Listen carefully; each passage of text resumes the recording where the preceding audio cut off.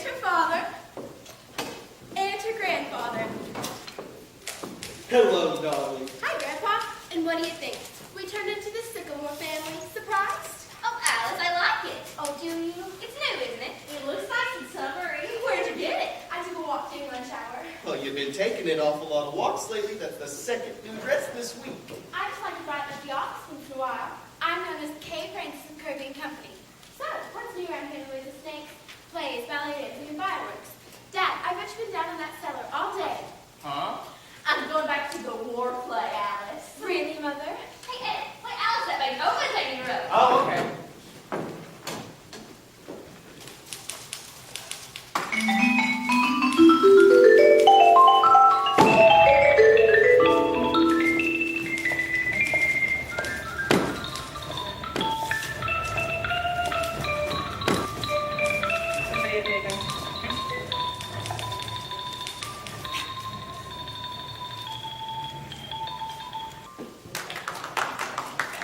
Say, you know, you can mail a letter all the way from Nicaragua for 2 pesetos. Really?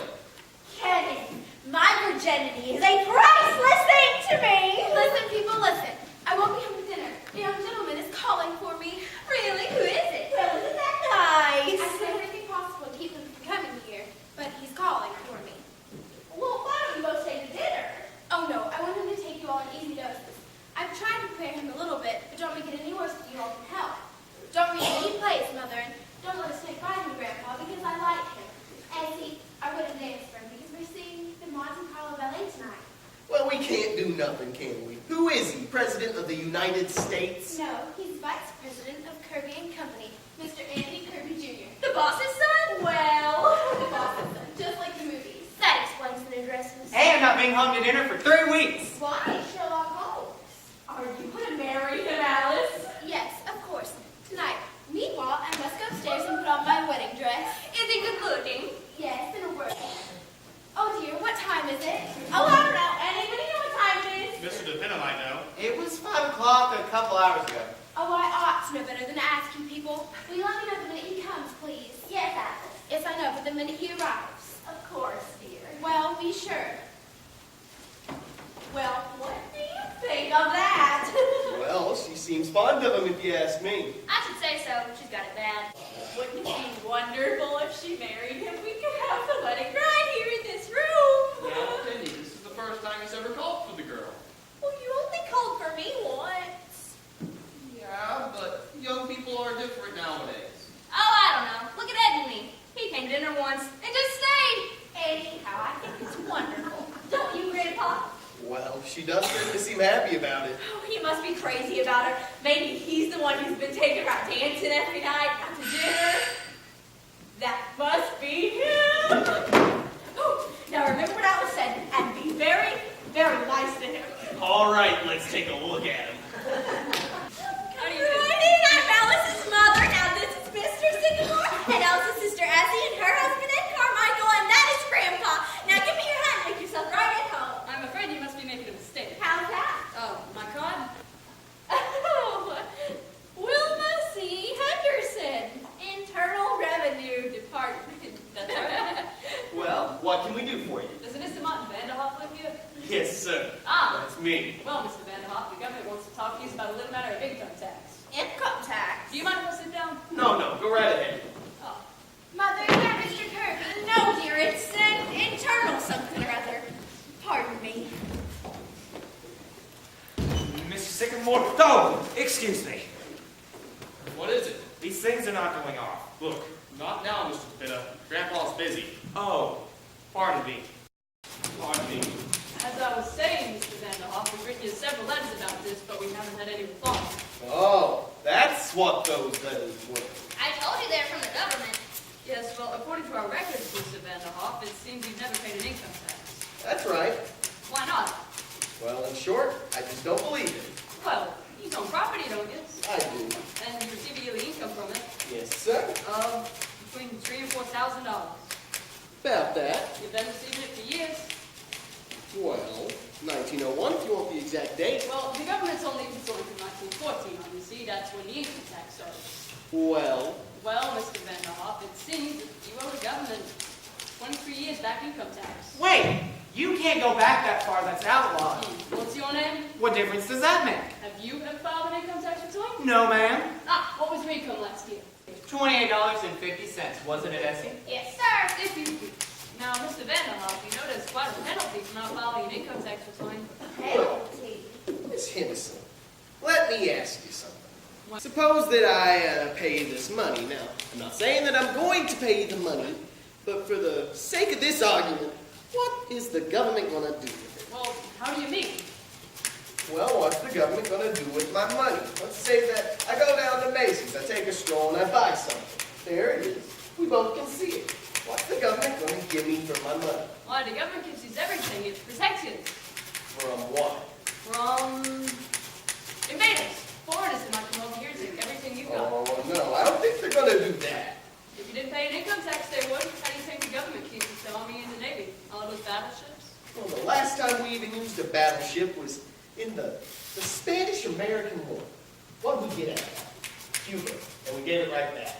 I mean, wouldn't mind paying if it was something sensible. Sensible? Well, what about Congress and the Supreme Court and the President? We've got to pay them, don't we? No, sir, not with my money. Now, look, I'm not here to argue with this. All I know is that you have paid an income tax and you've got to pay it. They have to show me. We don't have to show you, as I just told you. All of those buildings down in Washington and the Constitution and interstate commerce. The Constitution, that was paid for long ago. And interstate commerce, well, what is interstate commerce in that? It's like this. There's 48 states, see? And if there weren't interstate commerce, nothing would go from one state to another. See? Why not? They got fences. No, they haven't got fences. They got walls. My God, I never came across anything like this before. Hey, listen to this a minute. And you know what else? You go to jail if you don't pay. That's the law. And if you think you're bigger than the law, you got another thing coming. You're nobody than anybody else. Anyway, the sooner you get that through your head, the better. We're here from the United States government. That's all I can say. Watch out for the snakes. Jesus Christ! How was that, Essie? Fine, Ed. How'd that sound to you folks? Oh, I loved it. My, she was mad, wasn't she? No, it's not her fault. It's just the whole thing is so silly. She left her hat. Say, what size is that hat? 7 1/8. Just right for me, bringing you. Who was that gal anyway? Now that must be Mr. Kirby. Better make sure this time. Yes, I will. I hope he's good looking. How do you Good evening. do? Is this Mr. Anthony Kirby Jr.? Yes. Well, come right in. We've been expecting you. Thank you. Now, I'm Mrs. Sycamore, Alice's mother, and that's Mr. Sycamore and Alice's grandfather, and her sister Essie, and her husband, Ed Carmichael. Now, that's all of us, Mr. Kirby, so just make yourself right at home. Thank you. I hope I'm not keeping you all from dinner. No. Have a love drink? No, thank you. Mother, is that Mr. Kirby? Yes, dear, he is absolutely lovely. Oh, Mr. Kirby, this is Mr. DePena. I forgot to introduce you to Mr. DePena. Oh, how you do? Say, didn't I read about your father in the newspaper the other day? Didn't he get indicted or something? Oh, hardly that. He just testified before the Securities Commission is up. Oh. You see, Mr. DePena, I'm sure there was nothing crooked about it. In fact, Mr. Kirby, Alice has often told us what a wonderful man your father is. Well, I know Father couldn't get along without Alice. She knows more about the business than all of us. You're awful young, Mr. Kirby, aren't you? To be vice president of such a big place like that. Well, you know what that means, Vice President. All I have is a desk with my name on it. You mean you don't get any salary? Well, a little, more than I'm worth, I'm afraid. Now you're just being modest. It always just kind of seemed dull to me, Wall Street. Do you like it? Well, the hours are short, and I haven't been there very long. Just at college, huh? Well, I knocked around for a while first, just sort of had fun. What'd you do? Travel? For a while, and then I attended Cambridge for a year. England. Indeed. Never seen an English commencement before. Wonder what they're like. Did you happen to see any? Oh, very impressive. They are. Yes, sir, and well, now I'm just sort of settling in and facing the world. Well, you're certainly off to a good start, Mr. Kirby, vice president and a rich father. Well, that's hardly my fault. Well, now I bet you're all ready to settle down and get married. Penny, I'm sure Mr. Kirby knows his own mind.